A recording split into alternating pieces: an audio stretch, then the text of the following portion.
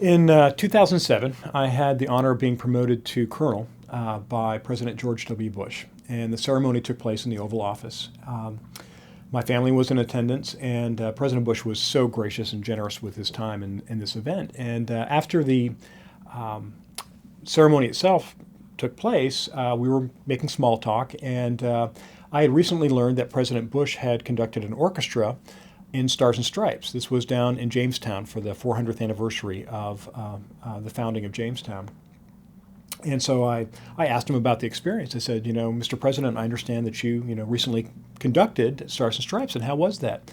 And as soon as I mentioned this, his face lit up. And he said, oh, the feeling of power and total control, I've never experienced anything like it. And at first I thought he was being ironic. I kind of searched his face to see if he was being humorous, because he's got a great sense of humor. But I realized he was being sincere. And as I thought about it, I thought, in that job, when you're the commander-in-chief, every decision you make is second-guessed and examined. And you are just, oftentimes you're kind of, publicly flayed in the press for the decisions that you make. And I think he was being sincere when he talked about the thrill of just absolute power of being on the podium and wielding a baton and having these musicians make this wonderful music and not being second-guessed and not being doubted. And I suspect he really did thoroughly enjoy the purity of that experience.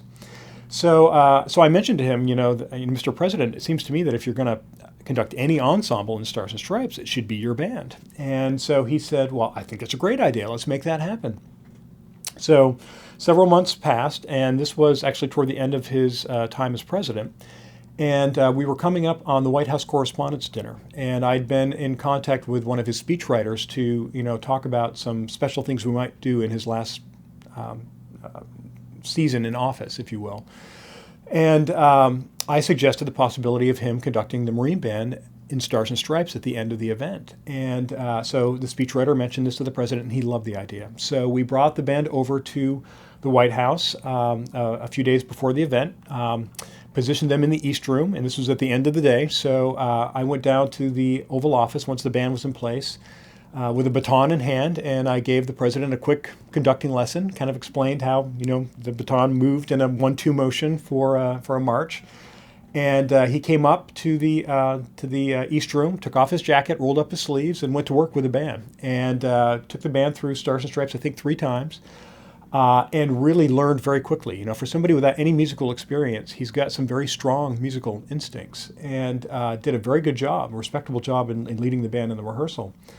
But what surprised me even more was that when we get to the actual event and he got to the conclusion of his remarks and the curtain opened up and suddenly the Marine Band marched to the front of the stage and he turned around and took his baton out and led them in Stars and Stripes.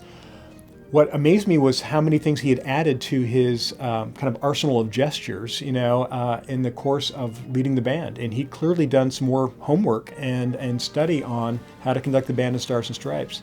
And you can still see this performance on YouTube if you look it up. And the look of joy on his face is something that I take great pleasure in every time I watch that video. So it was really a great experience.